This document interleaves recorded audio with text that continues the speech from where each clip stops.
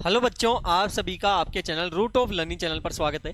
तो बच्चों, आज का हमारा जो चैप्टर है वो है 14वां चैप्टर बेटा, 14 चैप्टर। और इसमें लिखा हुआ है क्या, आओ नक्शा देखें।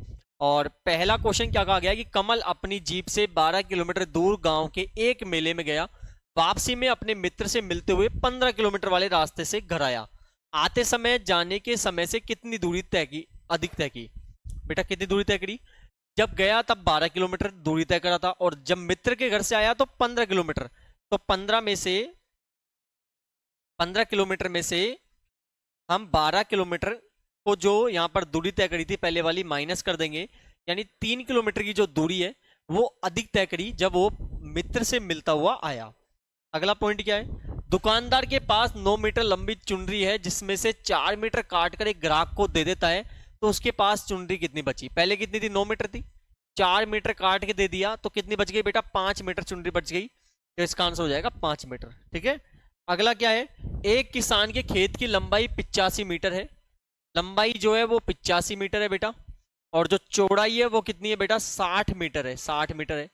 खेत के चारों ओर मेड़ की लंबाई कितनी होगी? जब भी मेड़ लगाना है, कुछ भी लगाना है, देखो ये लंबाई है, चौड़ाई यानी ब्रेथ भी बोलते हैं इसको, ब्रेथ बोलते हैं। तो हमेशा ये जो फिगर है बेटा ये बन गया आपका एक आयताकार। ये क्या बन गया? एक आयताकार फिगर बन गया। और इसके चारों तरफ आपको क्या लगानी है? मेड़ लगानी है। तो सीधी सी बात है, परिमाप ज्ञात करना होगा। तो आप लिख दोगे यहाँ पर आयत का परिमाप। आयत का परिमाप जिसका सूत्र होता है 2 गुणा लंबाई प्लस चौड़ाई। तो लंबाई कितनी है बेटा? 85 है। चौड़ाई हमारे पास 60 है। ठीक है ना, चौड़ाई 60 है। तो 2 गुणा, दोनों को जोड़ दो, कितना हो गया? 5 8 अच्छा 14, यानी 145 हो गया। 145 को 2 से गुणा कर दो, कितना आ जाएगा? 290 आ जाएगा। ठीक है ना। तो इस प्रकार यहाँ पर जो इस मेड़ के लिए आपको लंबाई की जरूरत होगी बेटा वो 290 मीटर की जरूरत होगी। तो ये इस पॉइंट का आंसर हो जाएगा। अगला क्या है? रमेश के घर में एक वर्गाकार कमरा है। वर्गाकार का मतलब होता है ये इस प्रकार से जिसकी चारों भुजाएं आपस में बराबर होती है, उसे वर्ग बोलते हैं। जिसकी भुजा 5 मीटर है। इसकी भुजा आपको दी हुई है, साइड आपको दी हुई है, कितनी है? 5 मीटर है। यदि ये 5 है तो सभी 5 5 होगा। इस कमरे का परिमाप और क्षेत्रफल ज्ञात कीजिए। तो आप लिखोगे वर्ग का परिमाप।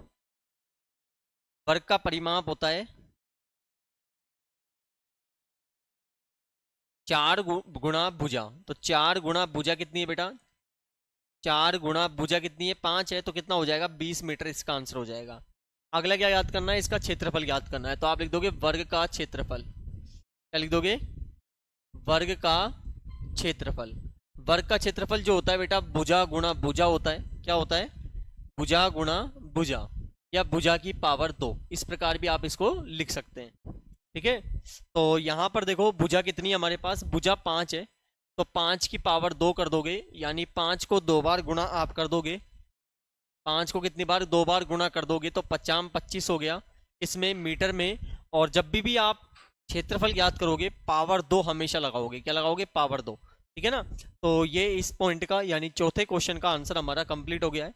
और अगले क्वेश्चन पे बढ़ते हैं। अगला क्या लिखा हुआ है? 6 मीटर लंबाई वाले वर्गाकार कमरे की दीवारों को सजाने के लिए, वर्गाकार मतलब यही चारों भुजा इसकी बराबर होगी। ठीक है ना। इसकी लंबाई दी हुई है, मतलब एक तरह से भुजा दी हुई है आपको, कितनी है? 6 मीटर दी हुई है। ठीक है ना। अब इसको सजाने के लिए 8 रुपए प्रति मीटर की दर से रंगीन पट्टियां लगाई जाती है। तो इसमें कितने रुपए खर्च होंगे? देखो जब भी एक दीवार सजानी है तो दीवार पूरी सजेगी बेटा, तो आपको लगाना पड़ेगा क्षेत्रफल। तो पहले आप लगाओगे वर्ग का क्षेत्रफल। वर्ग का क्षेत्रफल, अभी सूत्र हमने पढ़ा था, क्या था? वर्ग का क्षेत्रफल का सूत्र पढ़ा था हमने, भुजा गुणा भुजा। क्या पढ़ा था? भुजा गुणा भुजा हमने पढ़ा था। वर्ग का क्षेत्रफल क्या पढ़ा था हमने? भुजा गुणा भुजा, या भुजा की पावर 2, कैसे भी कर लीजिए। तो यहाँ पर 6 की पावर 2 कर देंगे, यानी 6 गुणा 6 कर दो, कितना आ गया? 36 मीटर की पावर 2 आ जाएगी। अब यहाँ पे खर्चा कितना आता है? 8 रुपए प्रति मीटर। ये मीटर स्क्वायर लिखा हुआ आएगा यहाँ पर। ठीक है ना। या वर्ग मीटर के हिसाब से खर्चा आता है, तो हमें बताना है कितना रुपए होगा। ठीक है ना। तो हम क्या कर देंगे, खर्चा हमेशा जो होता है वो मल्टीप्लाई होता है। तो आप क्या कर दोगे, कुल जो खर्चा आएगा, कुल खर्चा जो आएगा बेटा यहाँ पर कितने रहे? देखो टोटल है 36 मीटर स्क्वायर पर कितने रुपए के? 8 के हिसाब से। तो 36 को गुणा हम किससे कर देंगे? 8 से कर देंगे। तो हमारे पास जो आंसर आएगा वो हम लिख देंगे 288 रुपए इस पूरे पर खर्चा हमारा आएगा। कितना आएगा? 288 रुपए इस पे आएगा। ठीक है ना।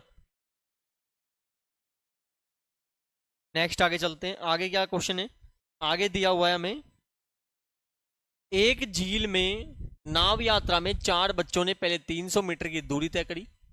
पहले कितनी करी बेटा, 300 मीटर करी, 300 मीटर कर ली।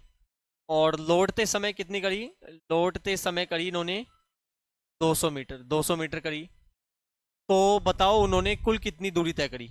अच्छा, कुल दूरी कितनी हो गई, तो आप लिख दोगे यहाँ पर कुल दूरी, कुल दूरी कितनी हो गई, 300 मीटर तो ये और 200 मीटर ये, कितनी हो गई बेटा, 500 मीटर हो गई। ठीक है, यदि प्रति 100 मीटर के लिए 10 रुपए के दर से नाव वाले को रुपए चुकाने हो तो कुल कितने रुपए देने होंगे।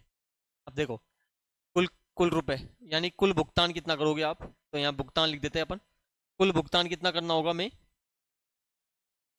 500 मीटर टोटल चलते हैं, 100 मीटर पे 10 रुपए लगते हैं, तो भाग 100 और गुणा 10 कर दो, 2 जीरो से 2 जीरो कट गया, 5 को 10 से गुणा करेंगे कितना आएगा, 50 रुपए। तो इसका आंसर कितना हो जाएगा, 50 रुपए इस पॉइंट का आंसर हो जाएगा। ठीक है, अगला पॉइंट देखते हैं। अगला क्या है, रामलाल प्रतिदिन 2 किलोमीटर पैदल चलकर अपनी किराने की दुकान पर जाता है, शाम को पैदल ही लौटता है। अब देखो, 2 किलोमीटर जाते समय और 2 किलोमीटर लौटते समय टोटल कितना चल गया, 4 किलोमीटर, सॉरी किलोमीटर में दिया हुआ है सब, है ना। 2 किलोमीटर यहां पर जाते समय, 2 किलोमीटर लौटते समय हो गया, जितना जा रहा है उतना वापस आएगा, तो कितना हो गया, 4 किलोमीटर हो गया।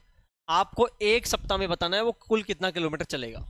एक सप्ताह में कितने दिन होते हैं, 7, तो हम 4 को गुणा 7 से कर देंगे, यानी 28 किलोमीटर वो टोटल दूरी तय करेगा एक सप्ताह में। ठीक है, अगला पॉइंट देखते हैं। अगला क्या है, सीमा के बगीचे की लंबाई आपको दी हुई है 200 मीटर है, और जो चौड़ाई है बेटा वो हमारे पास 150 मीटर है।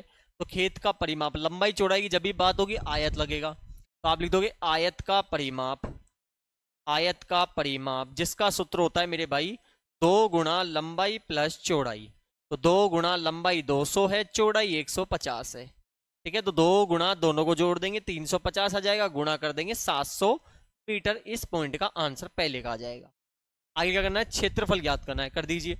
तो आयत का क्षेत्रफल, आयत का क्षेत्रफल जिसका सूत्र होता है मेरे भाई लंबाई गुणा चौड़ाई। क्या होता है, लंबाई गुणा चौड़ाई होता है।